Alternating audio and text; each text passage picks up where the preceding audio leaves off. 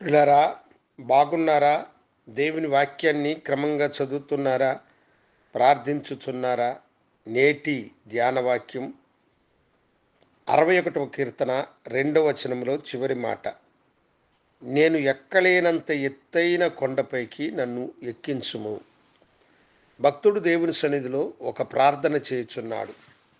ఏమిటా ప్రార్థన అంటే, ప్రభువా, నేను ఎక్కలేనంతటి ఎత్తైన కొండ మీదకి నన్ను ఎక్కించుము అని. ఎక్కలేని ఎత్తైన కొండ, ఎక్కలేనంతటి ఎత్తైన కొండ గమనించుచున్నారా? అంటే ఉన్నత శిఖరములను మనము చూసినప్పుడు, అబ్బా, ఈ కొండ ఎంత ఎత్తైనది, దీనిని మనం ఎక్కగలుగుతామా అని అనుకుంటాం. అయితే ఇక్కడ భక్తుడు ప్రభుని సహాయము కోరుచున్నాడు. నేను ఎక్కలేనంతటి ఎత్తైన కొండ మీదకి నీవు నన్ను ఎక్కించు ప్రభువా అని. దేవుడు నీకు ఈ దినం ఈ వాగ్దానం ఇచ్చుచున్నాడు. నీవు ఎక్కలేనంతటి ఉచ్చ స్థాయికి దేవుడు నిన్ను ఎక్కించు. నీ జీవితంలో నీవు దీనిని నేను పొందుకోలేనేమో అని నువ్వు అనుకుంటే, దేవుడు నీకు తోడుగా ఉన్నాడు. ఆయన అంటున్నాడు, నీవు చూసే ఆ ఎత్తైన స్థానమునకు నిన్ను నేను తీసుకువెళుతాను.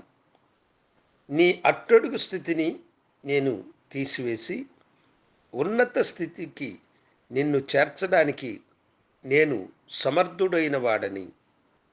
వాక్యము ఏమంటుందంటే, బీదలను కనికరించువాడు ఆయనే, పెంట కుప్పల మీద నుండి దీనులను పైకి లేపువాడు కూడా ఆయనే.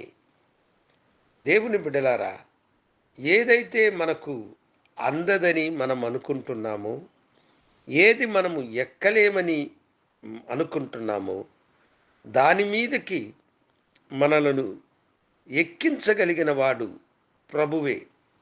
కనుక నీ జీవితంలో నీవు ఉన్నత స్థానమునకు చేరాలి అని అనుకున్నప్పుడు, నీ జ్ఞానము వలన, నీ శక్తి వలన, నీ బలము వలన అది కలుగదు. దేవుని సహాయాన్ని కోరుకో.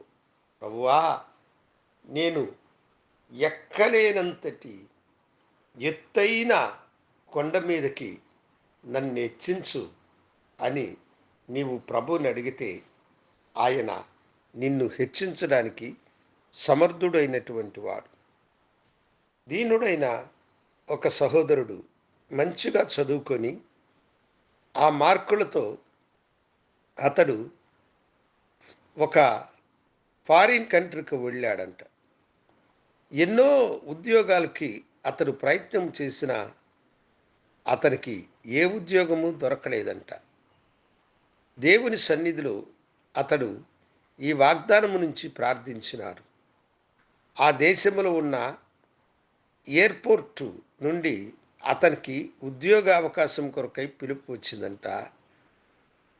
ఫ్లైట్కి సిగ్నల్ అందించేటువంటి ఆ టవరు ఎయిర్పోర్ట్లోనే ఎత్తైన ప్రదేశం అంట.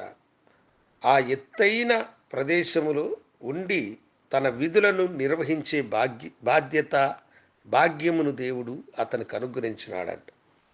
అప్పుడు దేవుని కృపను తలంచి అతడు, ఉన్నత శిఖరమునకు దేవుడు నన్ను తీసుకుని వచ్చాడని ప్రభుకి కృతజ్ఞతలు తెలియచేసినాడంట. గొర్రెల కాపరి అయినటువంటి దావీదుని రాజుగా హెచ్చించిన వాడు ఆయన. బానిస పిల్లైన ఎస్తేరును రాణిగా చేసిన వాడు ఆయన. దీనులైనటువంటి వారందరినీ గొప్పవారిగా చేసిన గనుడైన దేవుడైన నిన్నును ఉన్నత స్థాయికి తీసుకుని వెళ్ళగలిగిన శక్తిమంతుడు.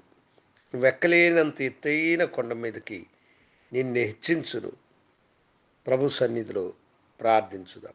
గనుడా, నేను ఎక్కలేనంత ఎత్తైన కొండ మీదకి నన్ను ఎక్కించుమని భక్తుడు మిమ్మల్ని వేడినట్లుగా దీనులైన నీ ప్రియబిడల పట్ల మీరు కనికరం చూపించి వారిని ఉన్నతమైన వారిగా హెచ్చించమని, దీవించమని యేసు నామమున అడిగి వేడుకొంచున్నాము తండ్రి. ఆమేన్. శుభోదయం. ప్రభు మిమ్మల్ని దీవించునుగాక. ఆమేన్.